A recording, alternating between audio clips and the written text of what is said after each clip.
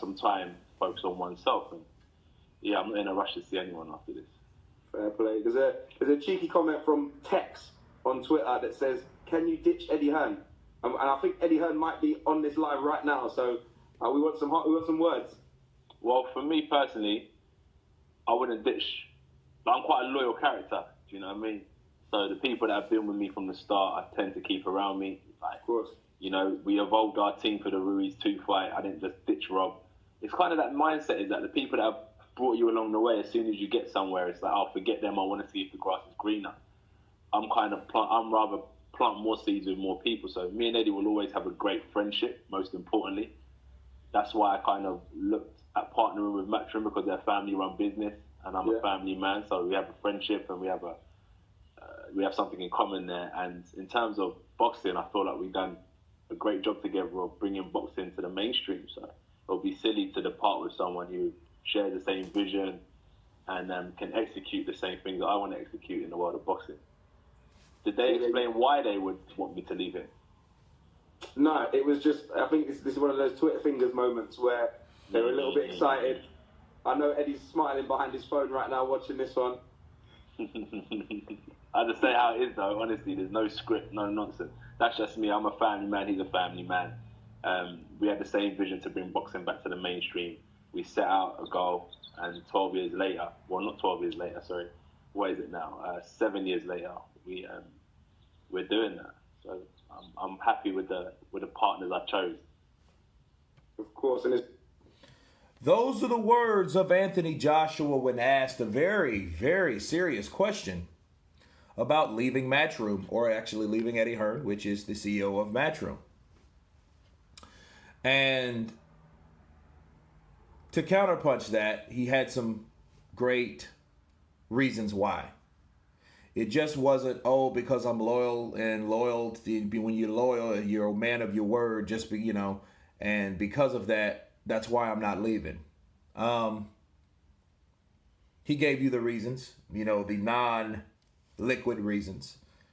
It's a family-based company. His dad, Barry Hearn, started it, and then Eddie is the second generation. So they kept it in the family, and they're both family men, so they got that in common, to grow with each other because they have that familiarity in common. Also, those guys had the same goals, okay? So they had the same goals, and he's made a lot of money with Matchroom. And honestly, I can't see Joshua making the same type of money in America. If he, because it's like he's done very well. Okay, he's a British fighter. He got Olympic gold. That's already a plus. He took care of his body and invested in his physique, his image, his character, and the people that he picked, he made sure that they were.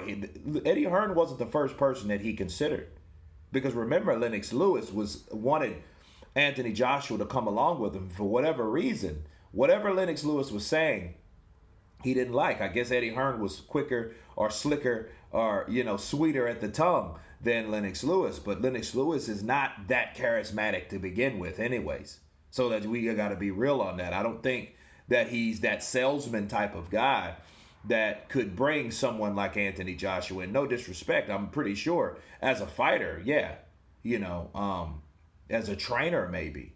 But, him, Rob McCracken, Eddie Hearn, those guys have been the same since day one. People are not coming after Anthony Joshua because he breached contract to leave to go with Eddie. He's always been with Eddie in Matchroom and Barry in company, right? Barry and Son. He's always been with them. He's always been with Rob McCracken, and then Rob McCracken was the guy that stuck up for him. And he didn't want to get anywhere and be that guy, okay, I get where I want to be, and then I start forgetting the people that I came up with. That is true loyalty. See, there's a difference. A lot of people would look at this and say, well, you can't blame Deontay Wilder for staying with Heyman. Well, to be fair, Deontay Wilder was not always with Al Heyman. Okay? He was first with Golden Boy. Just like a lot of those Al Heyman fighters. That's why Oscar De La Hoya and Al Heyman kind of got a rocky relationship, because Al Heyman, being the businessman that he is, stole or was able to persuade, in other words, those fighters away from Golden Boy. And it just really left Oscar with guys, like, Canelo, and then later on, we have Ryan Garcia, which is kind of like the Oscar De La second coming, to a certain degree.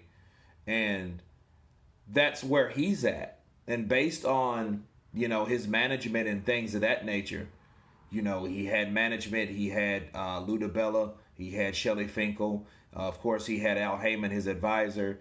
He had JD's, his co-manager. He had a lot of people in his corner, and then they did what they felt was right for him.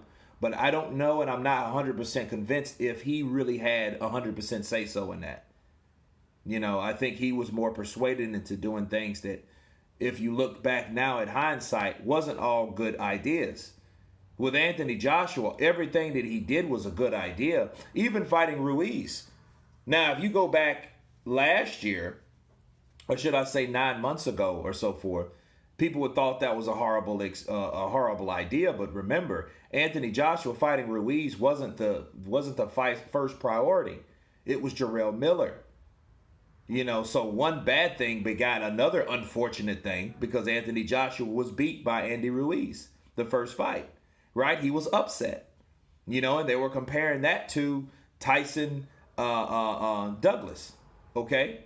So Joshua had to get his bearings back to see who he really was, picked himself back up, trained, worked on a certain style for that particular fighter that beat him, and moved on. But what happened? Nothing lowered with Anthony Joshua. Okay? He kept evolving. Okay?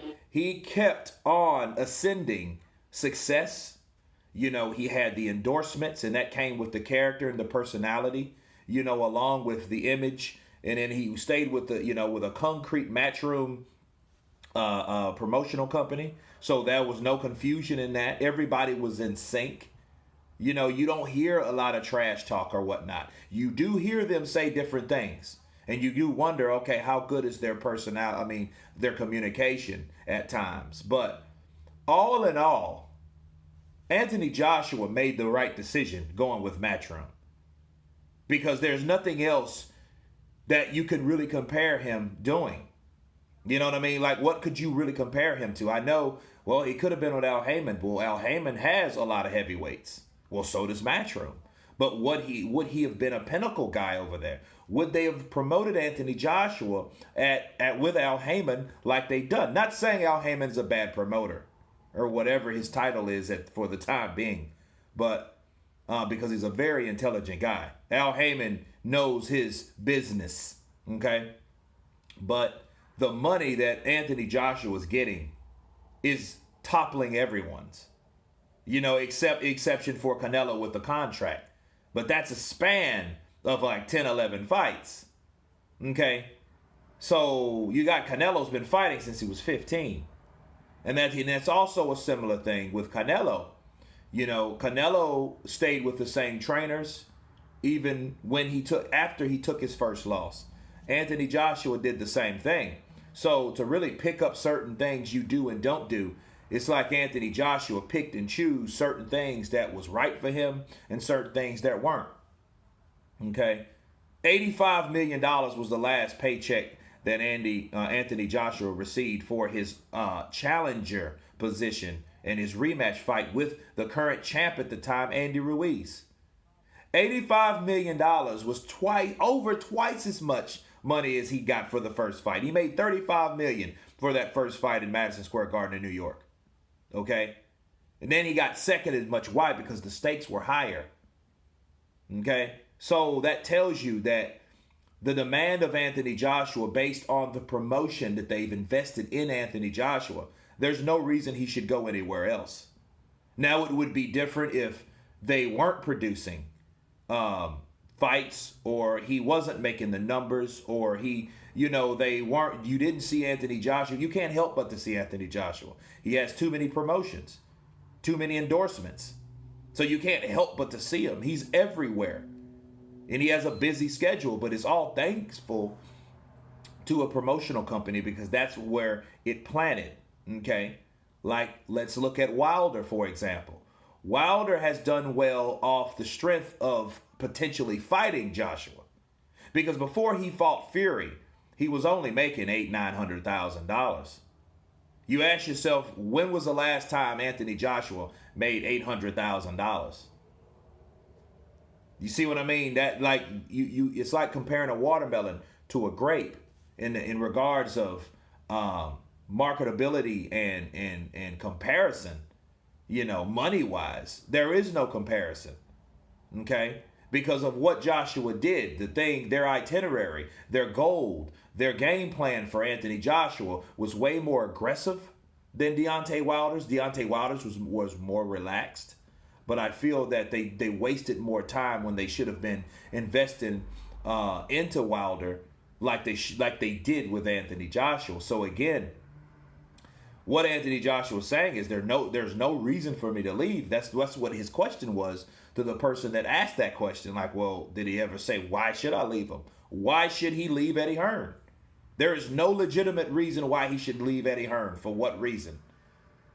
There is not a good one. There is not any. You couldn't make up an excuse unless a scandal came out that Eddie said something that people didn't hear, something racial or something like that. But no, Eddie's too slick for that. You know what I mean? That's not going to happen. So again, that's Anthony Joshua explaining his choice to stay with Eddie Hearn and why he wouldn't leave Eddie Hearn. So anyway, that's my counterpunch on that, guys. You guys tell me what you think about Anthony Joshua's comments. Of course, please subscribe.